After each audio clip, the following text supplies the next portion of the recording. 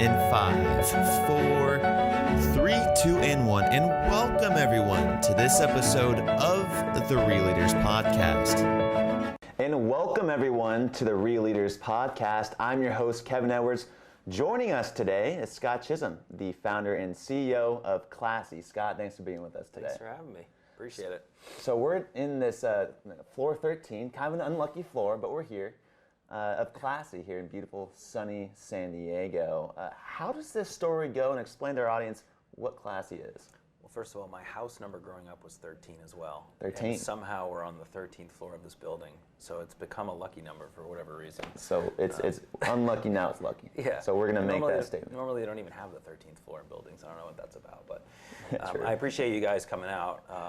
Classy actually started quite a long time ago, and it was really a passion project before it was a technology company.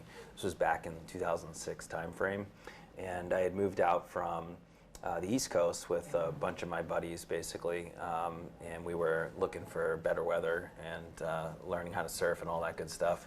And my first job was actually at a pizza shop, believe it or not. My first foray into entrepreneurship. I had to go door to door and sling pizzas and try to get people to come into the store. But anyways, we were trying to figure out how to do something good as 24-year-olds. And my mom had cancer growing up, and she had went through 2 bouts of it actually, chemo, radiation, the whole thing. Yeah. And a lot of the folks that I was living with at the time is here in San Diego in Mission Beach had also been affected by the disease in pretty profound ways. My buddy Pete's dad had passed away from brain cancer when we were all in high school, and it left a really strong sort of mark on us and whatnot. And so our idea was to basically research the cancer organizations in San Diego and try to figure out if we could get involved. And the one that we stumbled upon was the American Cancer Society, or the chapter of the American Cancer Society here in San Diego. And we had a bunch of issues with the website. First, we just were trying to figure out how to navigate through the thing. It was super clunky and whatever else. And we ended up finding this one event that they were promoting called the Relay for Life. And that's, I don't know if you know what that event is, but basically you walk around a track for 24 hours straight, which is great, but at 24 years old, I'm not sure that's exactly your idea of a good time.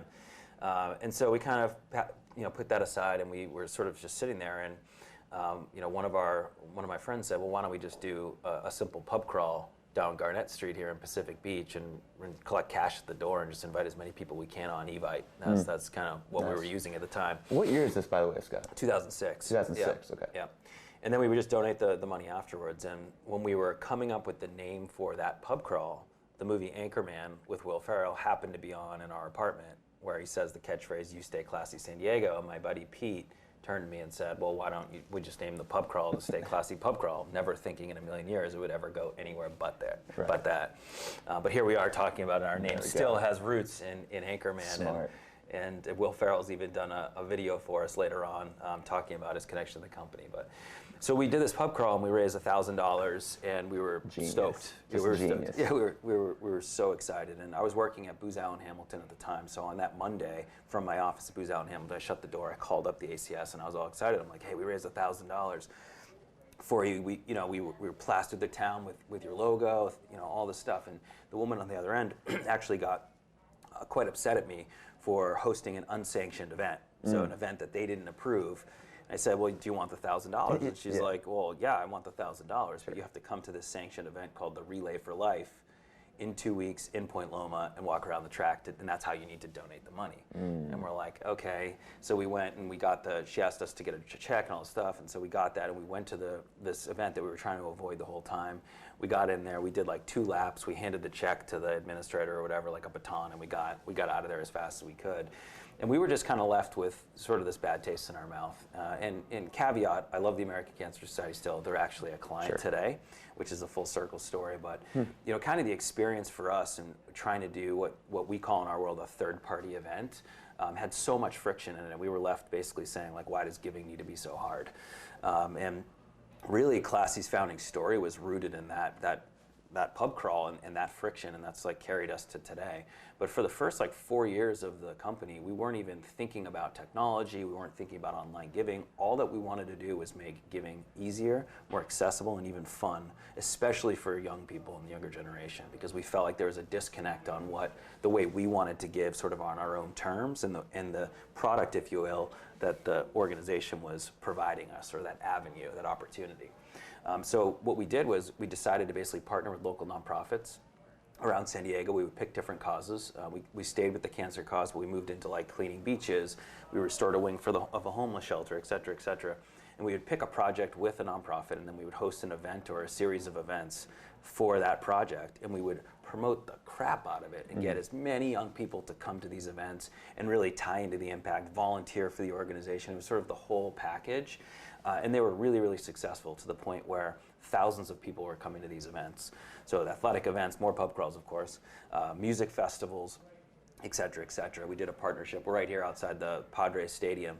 We did a partnership early with them in the early days with the Padres, where Cage the Elephant was one of the headliners. Okay. And our biggest festival was called the Elemental Experience. Solar-powered stages, actually, before that was a thing. And the headliner there was Modest Yahoo, with Bass Nectar, Mason Jennings, Pinback, so all, like pretty good bands. Yeah. And Bass Nectar, no one really especially knew at who that was. time. Especially at that time, right? Like this is now 2009-ish. And we had basically outgrown the jury rig system we were using to take the ticketing for our events and allow people to make a donation. We were using Evite, PayPal, spreadsheets, and MySpace and Facebook to promote it. Literally MySpace. That's we're talking 2009 now. And we just outgrown it. And so we basically said, could we build something that was very simple for this Modest Yahoo show to allow our attendees to not only buy a ticket, but to create a personal fundraising page and share that page on the early versions of social media in just a few clicks. And so that's what we did. We literally hired a developer to come in and join us, and he built this really rudimentary yet elegant app that would allow our attendees to essentially do what we call in the day, was called social fundraising. So it was sort of an early form of social fundraising or crowdfunding for this show. And the beneficiaries, the charities that we were supporting, noticed what we had built, and we ended up raising tens of thousands of dollars. I think it was like $18,000, $19,000 for that one show alone. But the use of the app really took off, and the charities started saying, hey, can we use this for our own campaigns and events, not just at the time the moniker was Stay Classy events, the Stay Classy charity events. Can we use this app for our own stuff? So for the stuff that they were hosting and organizing, and that's when sort of the light bulb moment went on. We're like, wow, this isn't even really that good in terms of the app and technology, but we built it, we like to say, through the lens of the supporter. So it was very end user friendly. The donor, the supporter, they could do it in a few clicks. It's shared on social. Before all this was a thing, right? And it just made the giving experience much easier for the supporter. And that's what they were latching onto. In a world where giving was moving very rapidly from offline to online, and still is, and now mobile, we were sort of just ahead of the curve, and they were like, we want that. Can we have it? And so we basically quit our jobs. We phased out the events portion of the business outside of one event called the Classy Awards, which we can get back to. And we went through an incubator here in town, and we tried to basically make the biggest startup pivot of all time from a pub crawl company to a technology company. And we almost died a couple times in between there. But we relaunched as Classy, the technology company, the SaaS company, if you will, in January 2011. And so it's been about 8.5 years since we launched as a technology company, but really the story started, 4 years or so before that. So it's been a wild journey. We can get into the tech portion a little bit, but that's kind of how we got here. Well, I really appreciate that story. Going on PB last weekend. I mean, it's always a great time down there. For anyone that's not familiar with San Diego, I think what's so cool about that is you really tapped into that culture. I mean, I don't know how many times I would go out of my way as a 24-year-old to donate to a cancer society, but hey, if I can go have a couple beers and do what I do best around there, and hey, I can contribute to society, I think that's really cool. Now, what are some of the hesitations that, like you said, the ACA had with this, investors may have had with this, and people that are a little skeptical about an online crowdfunding site like this? Yeah, I mean, it was built out of an organic need, so I think it helped us with our first sort of, many dozen customers who wanted to try it out. I mean, we were almost, honestly, in the beginning, we viewed ourselves as a hybrid of a nonprofit and a for-profit organization. We never viewed ourselves as, I think like a lot of technology companies are born with an idea and then they go incorporate and then they raise VC funding and all that stuff. And we went through that journey in certain ways. But in the beginning, honestly, we saw ourselves really as what we would come to call and identify as a social enterprise. So we were some weird mix of the two. We were building the technology, we were also fundraising ourselves, and we were just as focused on, or more focused on, the end result, the impact that these organizations were having in the world as we were anything else. And I think that made our story not only authentic because it came from the supporters, we were supporters ourselves, but we were so focused on the outcomes of the organizations. And I think that really resonated with the space in sort of a practice what you preach type of way. But in terms of like, the skepticism from some investors and other people that, other stakeholders we had to bring in as we scaled, because we were sort of saw ourselves differently than the average, I think, tech startup. It took a while for investors to sort of relate to what we were doing. Sure, yeah. And it was hard for us to raise money. For the first several years, we raised maybe $1 million or so, and it was like $10,000 at a time from anyone that would listen to us. It wasn't from, Andreessen Horowitz in Sand Hill Road or something like that. Like, it was very much from friends and family, and it was from folks that had been successful in business and maybe were sort of shifting into the philanthropic side of their life. And one amazing story was an angel investor out of Texas who called us up, and he actually had a foundation, and one of his foundations was using the early version of Classy. And he was like, what is this? And they literally cold called us and was like, are you looking for angel investors? And he invested $100,000 and ended up continuing to invest over the years until he had almost $1 million position in the company. Wow. And so, that's just sort of how it happened. Again, like a very organic, sort of like long story. And I think that helped us sort of fine tune not only how we identify ourselves and the terminology of social enterprise, but what that actually means, rather than just feeling it and saying this is the right way to do business. We codified a lot of that. It's part of our values now. It's part of the framework in which we do business. And then that helped us communicate to investors. And also back then, now we're talking 2011 to say 2014, the term impact investor was like basically brand new. Like that didn't, it did. And B certification and B Labs was just getting started. Like they basically were born alongside companies like ourselves or still pretty new. Yeah. Still pretty new. And in terms of the evolution of business, it's up, we're talking tiny, right? Yeah. And this is only the last 8 years. So for us, we felt like we were actually on an island, frankly. And we didn't have a community to relate to. Like the nonprofit community was actually the closest community we had, and I think that was amazing because we were able to sort of bridge that gap and work across the aisle in a lot of ways, and we didn't see, for-profit, nonprofit's a tax designation. A lot of those, so many similarities. A lot of people say, oh, nonprofits should operate like for-profits, and I usually say, well, I think for-profits should act a lot like nonprofits. There's something to be learned on both angles there, but anyways, that was our community, and still is. But now the social enterprise or the stakeholder type of company community has really grown tremendously over the years, and now we feel like we have a new community or a new set of relationships in that world as well. Just to clarify for our audience really quick, you're saying you were a mix between nonprofit and for-profit. What did you structure your company as originally? It was actually a traditional S Corp. Or C Corp. Okay. Yeah, like literally we went down to some random lawyer's office, walked in, and we're like, hey, we're starting a company. And they just like gave us a set of documents. Like that was literally like as much thought that went into that initially. Okay. So we had like certificates and this stuff, but our mindset and the way that we thought about business was coming at it from kind of both angles. So even though technically, like on paper, our cap table was of S Corp and then we became a C Corp, was that what really made us a social enterprise, in my mind, was the way we showed up every day and how we did business and how we tried to keep that as core and authentic to what we do on a day-to-day basis. Now, over time, we certainly ran into periods of our growth where that mentality and that foundation was at risk in a lot of ways, and you get that by adding new stakeholders to the company and whatnot.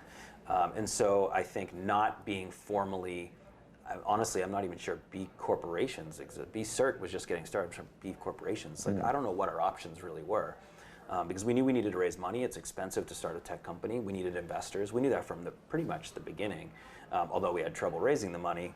So we were advised to sort of set up this way. Maybe if B Cert and B Corps were a little bit further along, we would have started with that. But we started with this so that we could raise money, and then we basically just leaned on our own core values and our own ideology, honestly, to create the compass that would steer us on how we showed up and how we did business. And I just want to break this down for our audience really quick, just so they're on the same page as well. And correct me if I'm wrong, like what I envision your company as doing is you're basically white labeling. So you're selling your crowdfunding service, your software, to nonprofits like the ACA, like the Girl Scouts of America, who want to raise money. So people can go online, they can donate, and it's nice physical appearance on the outside. Totally. People can use that without knowing that's Classy's. Classy's funny. Okay. Yeah, we probably should have said what we actually do in the beginning. Yeah, I just want to make sure before we get on to the everything else. I mean, it's a full online fundraising platform for nonprofit organizations of all sizes, and it's crowdfunding and peer-to-peer fundraising, but it's team fundraising. We have a full event ticketing and registration product. It's international fundraising. It's recurring giving management. It's donor management. I mean, it's really sort of all encompassing. It started with just that sort of crowdfunding example. That's still a big piece of what we do, but we work with about 4,000 organizations now, and we still work with some of the smallest of small organizations right here in San Diego, all the way up to some of the largest organizations in the world, like the Salvation Army, Shriners Children's Hospital, Oxfam, and many, many others that you would know. And their needs are different because the complexity of the organization is different, but at a fundamental level, it's about the donor trends. It's not necessarily about the nonprofit, and donors are increasingly wanting to donate online, fundraise online. They want it to be easy, accessible. The same things that sort of motivated us to do the sort of the event phase of our founding story and just make giving easier, more accessible, fun, even for younger people especially. Those same things are showing up in the online world, and when a donor books a house or rents a house on Airbnb or has experiences that are beautiful, like Instagram or whatever it is, they're expecting that same standard in their giving experience. And so the bar has totally gone up. Right. Only 5 years ago, you could get away with not having a mobile responsive site, which is like insane, right? Now that's just like total table stakes. Like you will just bounce. The person will just lose trust immediately and bounce. And you might be the best nonprofit in the world, but if your experience isn't at that standard. So yes, we're almost like WordPress is to a website or Shopify is to e-commerce. We're behind the scenes, so likely the audience is given to a nonprofit that's powered by Classy. So that might just be on their website, it might be through an event they attended, it might be a peer-to-peer page that was sent from a friend. We do all of that, and it's fully white labeled for the nonprofit. So we like to say philosophically, it's their brand before ours. Right. We're not out there promoting ourselves. Totally. And I think that's also been one of the key ingredients to our success, putting them in the forefront. So what was the space like before Classy was a thing? Who were the competitors? What were some challenges with gathering that market share? Yeah, in a way, like the sort of classic on-premise to cloud story was sort of playing out in our space, as it has with like Salesforce and in their world, and CRM and others in different verticals, where our biggest competitors out of South Carolina, multi-billion-dollar public company, been around since the 80s. And they've done actually a lot of things right, but they still are struggling to make the transition from sort of the old way of doing things and old technology into the cloud, and then even beyond that. Right. And they didn't start out in PB bar crawls. They didn't start out in PB bar crawls, right? Yeah, although I'm sure they have some sort of funny founding story. I hear that the founder's actually a soccer fan, and I'm a big soccer fan too, so we have that in common. But they focused on nonprofits, and we give them a lot of respect for that. But when you've been around for a long time and you've built a lot of technology and sort of in a different stack and a different way of doing it, it's very difficult to transition. So the state of the market was essentially nonprofits that felt like they were stuck, and they had sort of old school antiquated technology, and there wasn't a lot of options. They didn't have the ability to go anywhere because the space was actually fairly monopolized, honestly. It isn't now it's great because it keeps us on our toes, but there's a lot more competition in the space. People, because I think the younger generation is looking to do more with nonprofits and social enterprises generally, the whole bar has risen. But like when we kind of came in, we would look at some pages online that was powered by this company and be like, wow, like this is really poor. The experience is really poor compared to some of the other online experiences in our lives. Like, why is there this disconnect, right? And so we basically, like from day one, tried to fix that and make the giving experience much, much better. And by putting their brand in the forefront and then bringing that same design forward thinking and user experience into the back end. So we've been just talking about the donor experience. The software was equally as clunky on the back end. So it was very difficult for a development director or a marketing lead or an event coordinator to do what they needed to do to not only manage the campaigns and events, but steward and nurture that donor over time. Okay. Very, very difficult.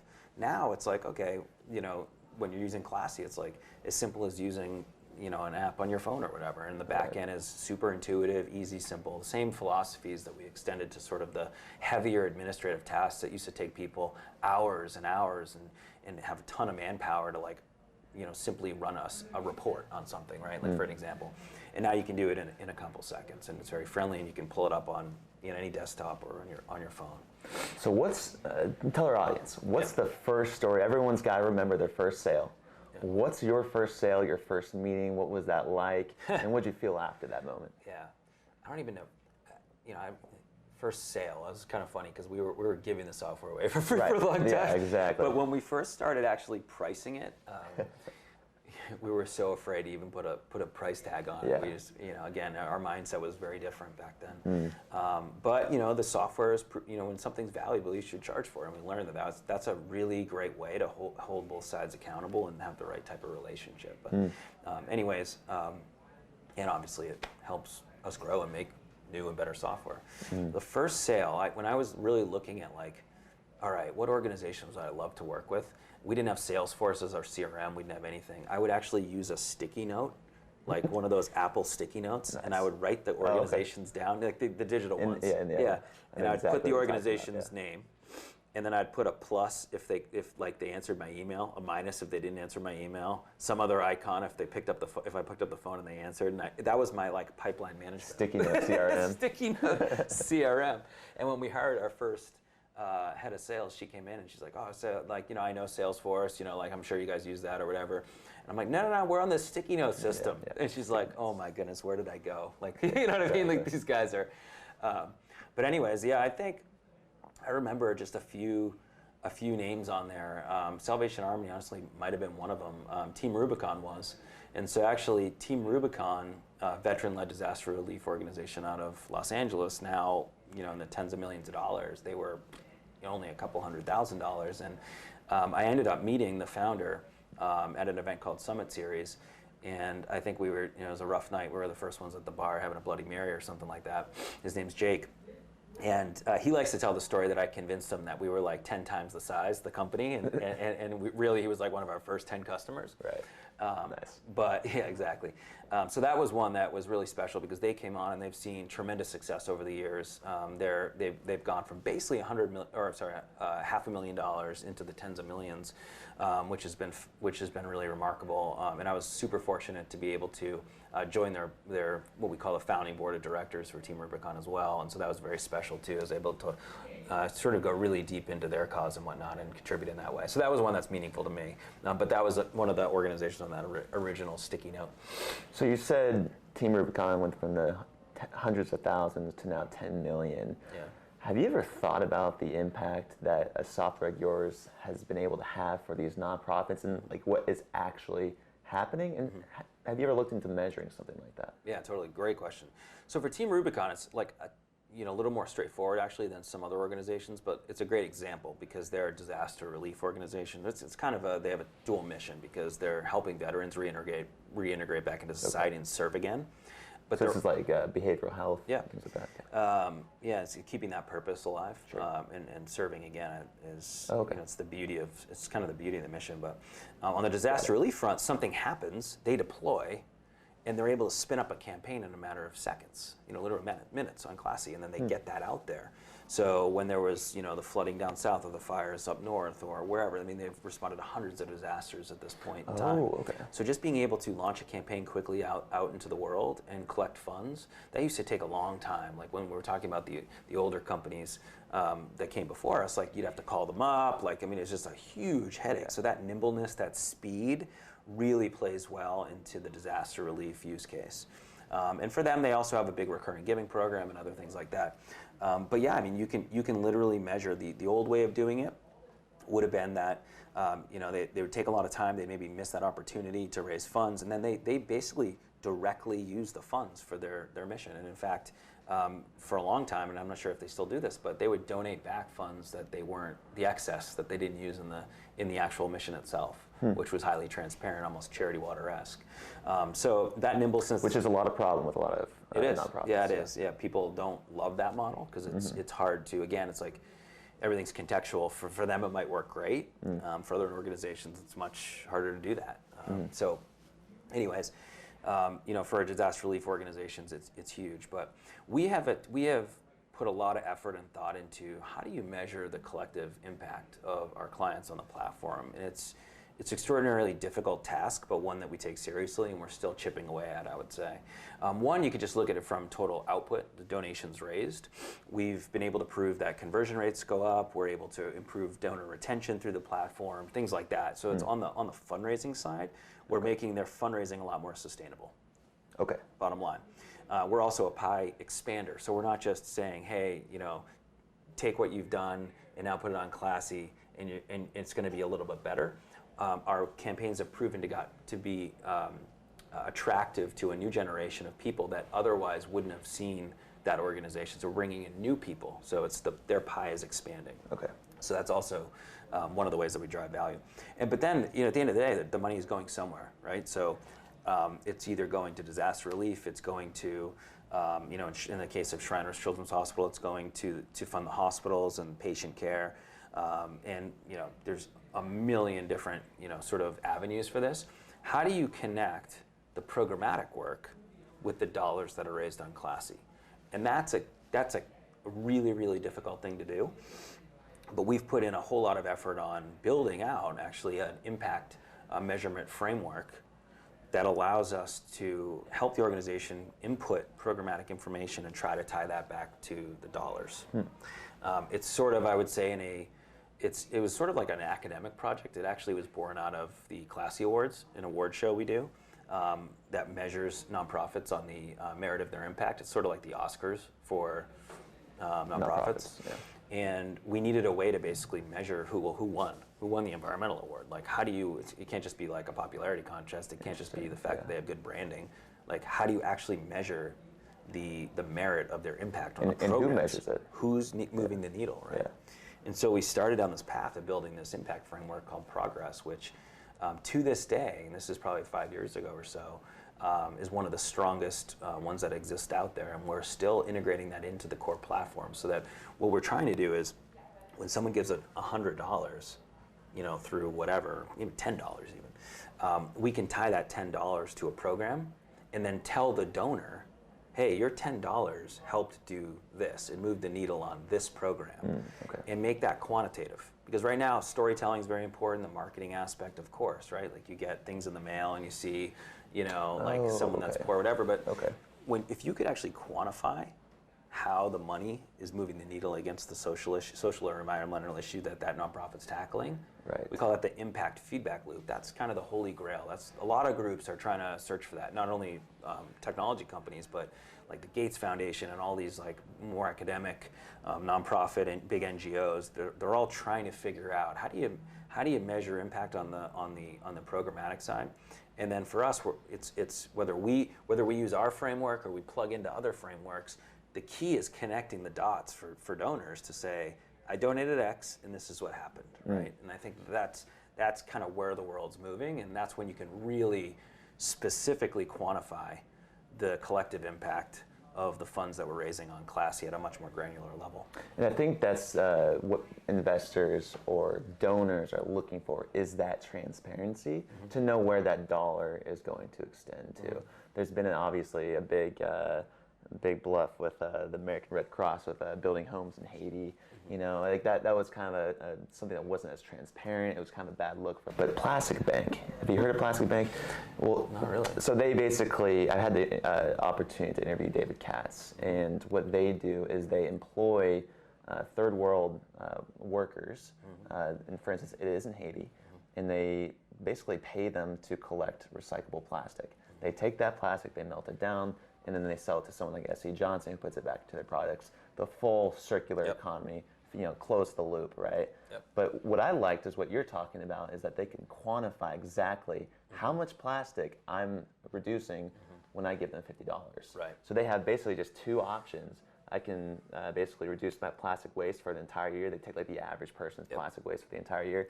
And then I don't have to think for the rest of the year. I can just, you know, I don't want to say I do it, but, you know, I'll throw a plastic bottle in the trash can and say, hey, whatever, you know, I already paid that off. Right. Which doesn't really correlate, but in the back of my head, it kind of does. So that's what I'm talking about, quantity. But Scott, you touched on an interesting point about, I think more for-profits can be like nonprofits, and I wish more nonprofits would be like for-profits. What do you mean by that? Well, I mean, your example is perfect. It sounds like very much like a just pure, authentic social enterprise model, where just by showing up and doing their business, they're doing, you know, they're creating that impact. And then the problem, and more businesses sort of are having that.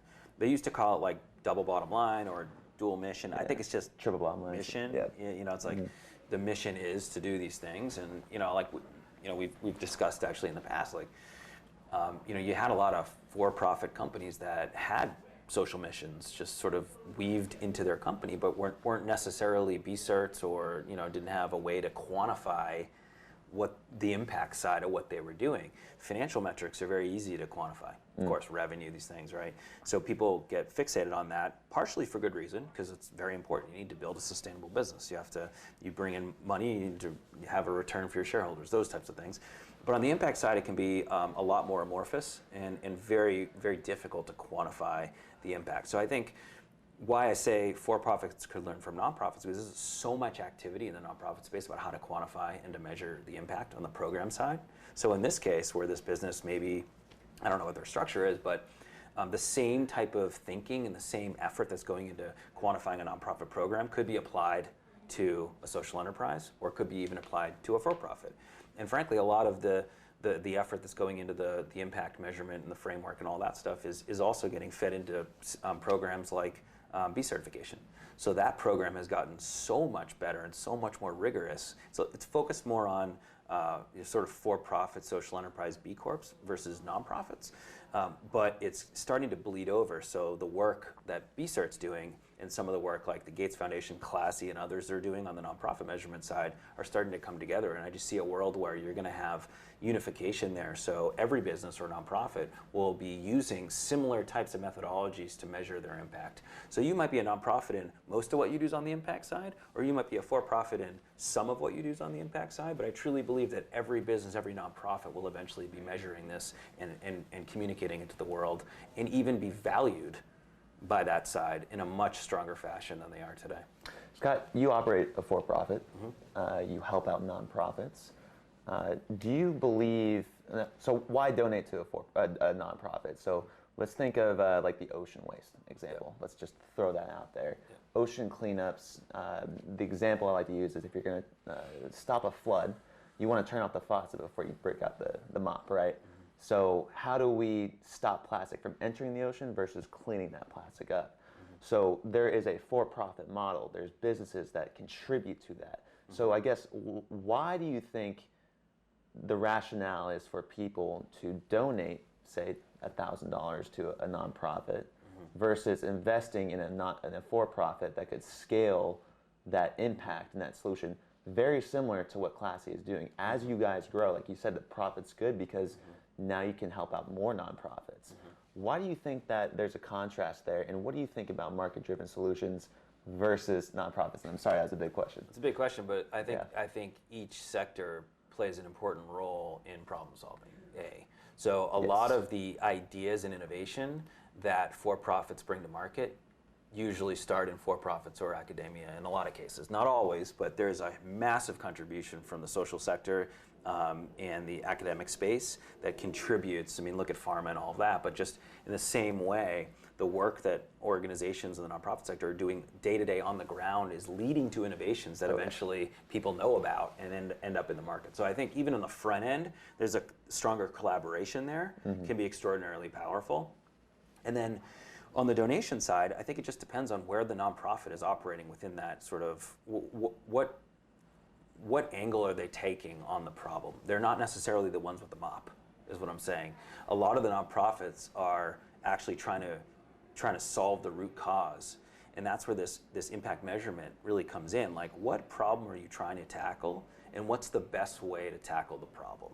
So are you tackling it on, like, is it downstream or is it upstream? Until you find a way to turn the faucet off, you need people with mops, but not everyone should be mopping. You need kind of both going on, right? I mean, look at homelessness right here in San Diego.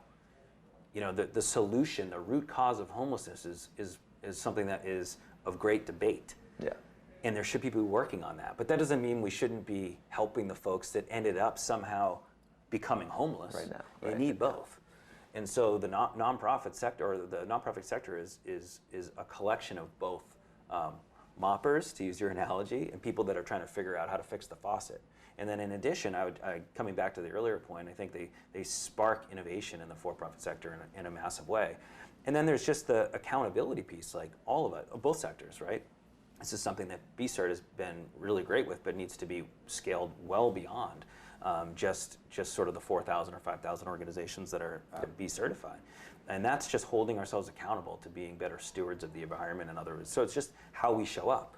So our product or service may not actually be doing the faucet fixing or the mopping, but we all use plastic in our day to day. So what you stock in your kitchen, or how you steer your employees to be better stewards in the environment, also plays into this too. So you don't necessarily need to be directly working on the problem to be a stakeholder in solving the overall problem. And so I think it's both. I'm just going to play on that. Yeah. I totally agree. And that's why it's a difficult question, but I think you answered it very well. And that, to me, is you're encompassing all stakeholders. You're working with NGOs. You're working with the government. You're a for-profit solution yourself. I think that's really, really unique. Now, could you explain to our audience what you believe stakeholder value is in your own company, and how you use it not just externally, but internally with where we are right now on the 13th floor? Yeah, and I'll try to articulate this the best I can. I nailed your really tough question. Yeah, you did. For sure. I'll screw up the law ball question. Honestly, like years ago, I would answer this in a confusing way, and I think it really comes down to this fundamental idea that a stakeholder company is striving to create a win-win business model. So one stakeholder is not losing at the expense of another. It doesn't mean that, just take the financial or the shareholder stake. It doesn't mean that you're anti-shareholder. It doesn't mean that you're anti-making money or anti-return. It just means that the shareholders shouldn't be rewarded and make money at the expense of, say, the employees or the customers themselves or the community. And that's how we kind of look at our groups. Everyone has a slightly different definition of the stakeholder groups. Those are ours. It's employees or team, it's customers, it's community, and it's financial. So we really truly believe and have from day one that we can create a win-win business model. And by doing so, if each stakeholder group is winning and we're creating value for and with them, then ultimately over the long run, shareholders will make the best return. Right. And that's also a key concept. Over the short run, a couple of years, maybe you're making decisions based on optimizing the financial outcome at the expense of others. And to maximize financial returns in 3 years, you might have to do that in some ways. But if you're thinking long term, we truly believe that you can get that balance and continuously calibrate so that each stakeholder is winning. By winning, I just mean that we're creating value. Just by us existing as a company, we're creating value for that stakeholder group. Now, the key is measuring that and holding yourself accountable to it. And we've done it in a lot of different ways over the years. We are moving into, finally, into the B certification process, which I still believe is the best existing framework to use for-profit social enterprise companies to hold themselves accountable and to create a standard that others can kind of share best practices and pull themselves up. And so we'll be using that moving forward. And luckily, the way we view the world and our stakeholders maps really closely with how B certification looks at their stakeholder groups. So for employees, okay, how do you measure that? Well, we have something called employee NPS, for example. And we survey our employees. So it's basically, would you recommend Classy to a peer? It's not that dissimilar to the NPS for customers. And so we do things like that, and it's almost like a stock market. We look at it, and it's one thing to look at it, but then you take action, right? Or what we're doing with diversity, equity, inclusion, and a huge piece of, this came from our employees and our team. We added our diversity, equity, inclusion commitment right into our company bylaws, a la B Corp. But literally it says, the board of directors and everyone will form a committee and take DEI initiatives extraordinarily seriously. They'll show up at board meetings, et cetera, et cetera. And so that came from our employees, and it was because we were focusing on what do they care about, and where if they're feeling as a stock market, how do you quantify that? And then if it's going down, why? What do you do about that? Community can be one of the hardest, and that's where I think and that's our contribution to society, to the environment, to San Diego. What does that look like, and how do you measure that? Because in some ways you want that as closely tied to your core mission as possible. You don't necessarily want to be just out here doing everyone can be good stewards, but we have to be, of the environment and whatnot, but we can't spend all of our energy doing environmental projects if we have a job and a mission and shareholder and all these things, right? So you want to try to figure out, if I'm serving my community, how am I doing it in the most core and authentic way that makes sense for my particular business? And that's where I think that social enterprise piece comes in. And for us, it was always, okay, we're in the nonprofit space. We are helping them with their technology. The piece of the equation that people don't seem to understand or doesn't get enough recognition is the impact side and the merit of their programs. And that's why we created the Classy Awards, which is, like I said, the Oscars of philanthropy. And that was very much in the community bucket. You don't have to be a customer of Classy. There's no strings attached. It was literally our own social mission program to elevate the awareness of the programs that nonprofits here in San Diego were doing. So literally, what are they doing on the ground and trying to build up support for the impact that they're making in the community. And then we scaled it across the nation. So now any nonprofit and even some social enterprises can actually qualify to apply.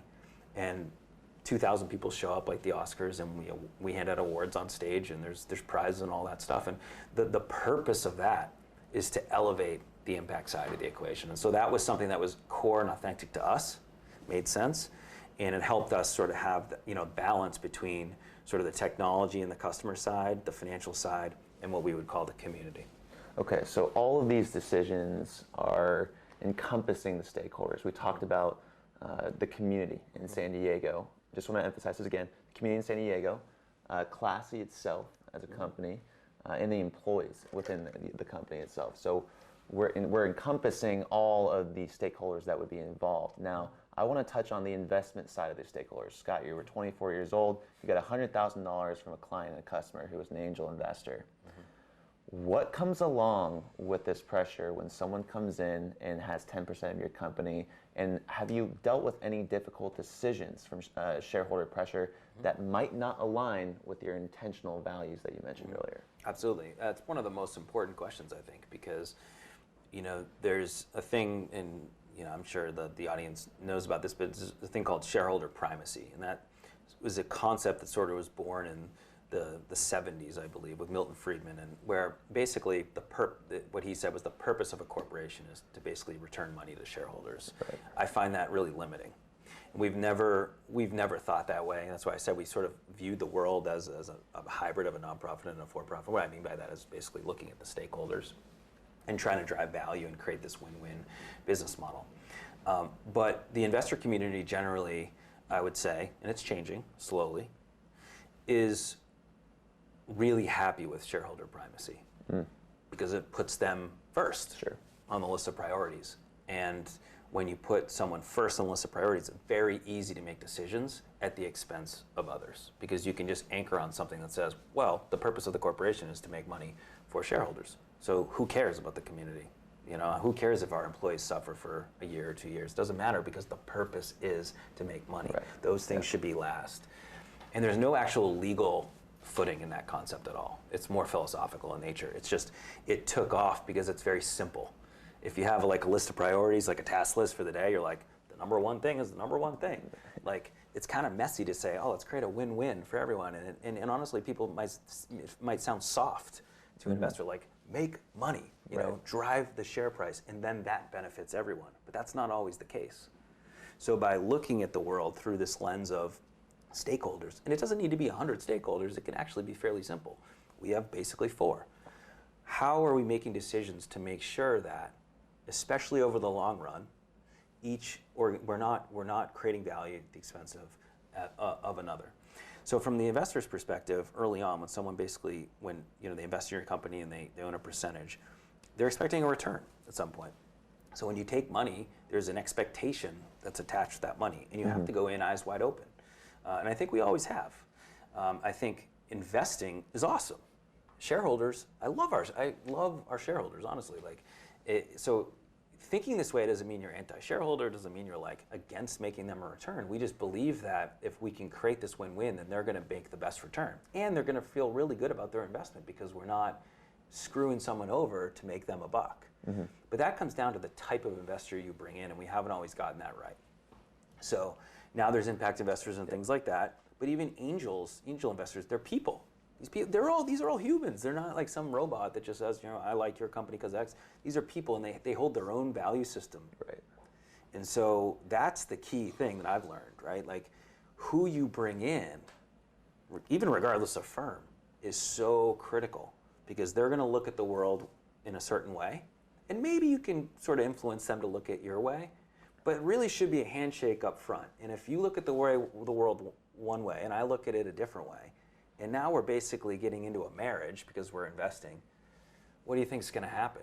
And we weren't always that savvy or wise. I mean, we brought folks into the company in certain phases that didn't align with that philosophical viewpoint, that did want to see the world in a very simple way where shareholders were really the only thing that mattered. Really, it wasn't even shareholders, it was their investment. But either way, that sort of myopic view of the world, short-term thinking, extreme focus on that at the expense of everyone else, can completely tank a culture. Because the culture, especially in one like Classy, the employees, what we're doing here, it's a holistic picture. Right. So when the board, especially if you get an investor on the board has a lot of influence, and they need to be aligned too. And our board is fantastic, but we had an investor come in, and then it sort of added an ingredient to the board that shook things up, and they saw the world their way, and we all were very rooted in sort of the Classy way of doing things. And these are investors that, on the folks that look at it this way, and maybe the person that didn't, these are folks that, they're very sophisticated investors. They're not even technically impact investors. So like, you don't have to go with the impact investors to have someone that's actually aligned with your way of thinking and kind of gets it. But there's definitely a subset that does not. And so the biggest learning was really screening that on the front end. Like, the partner fit and values alignment is so extraordinarily important. And for us, frankly, like, that was just one investor. That was a big investor. It's one of the lead investors. But that one misalignment, frankly, almost shattered the company, to be honest with you. I mean, it was, I saw one guy that did a podcast with you. I don't know who it is. I got to meet him at the summit. Jay Wilkinson. Yeah, it said, I got fired from my board or fired something like that. Fired from his own company. Yeah. Yes. I mean, we weren't that far away from a story like that, and I'm so And 80% of the happy. employees, they want to let go. And I'm so happy that we were able to rebound, out of that. We still got work to do to repair from that sort of period. But let's just say that we had our priorities pretty backwards for a little while there. And we had not lost who we were, because I think we knew, but we didn't know what to do about the situation. We had let someone in with a set of expectations and a view of the world that was so different. And we were like trying to unwind it. And when it's like almost like, oh my God, what'd I do?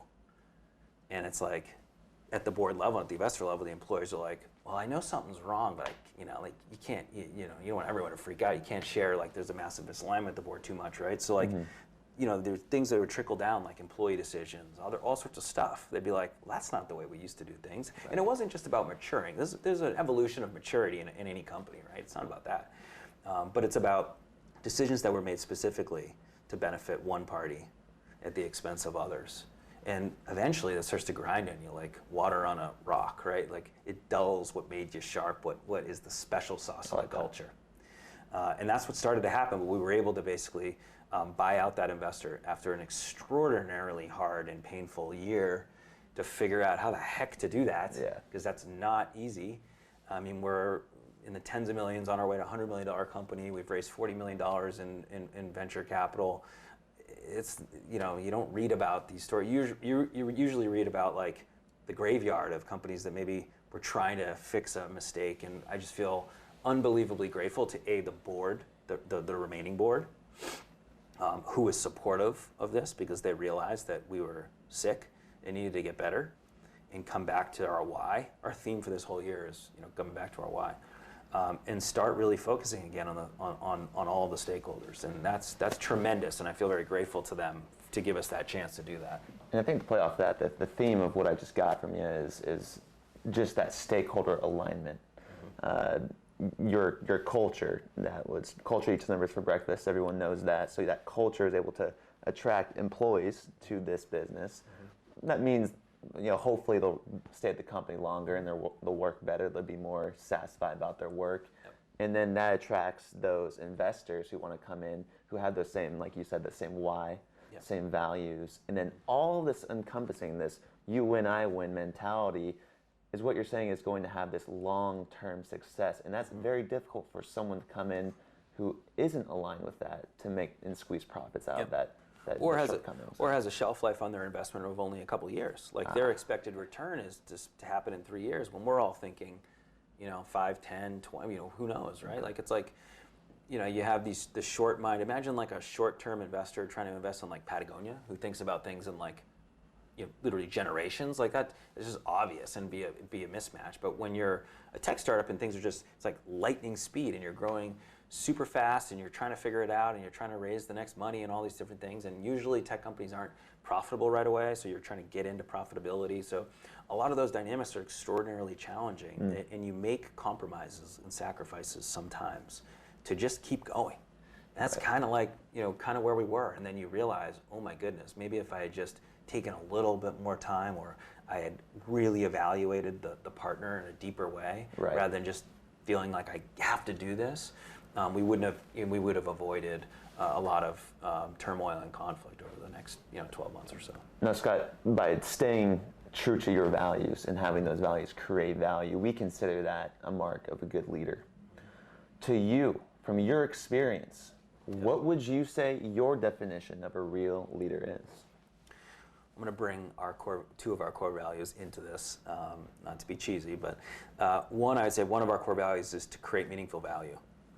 And to us, that literally is creating value with our product and to our customers, but it's creating value across those 4 quadrants. And I don't think you even have to call yourself a social enterprise or even identify as a stakeholder company, but for me, a real leader is someone that thinks about the holistic value and the purpose, why they exist in the world, and has at least attempted to some degree to instill that in the organization so that when the founder's gone, the CEO's gone, which is all natural, part of life, right? The company, those principles are sort of institutionalized so that they can live on. And I think that's a mark of a great leader for me, especially in today's world where, companies are at the epicenter of the good and the bad. And I think they can be a massive catalyst for positive change moving forward.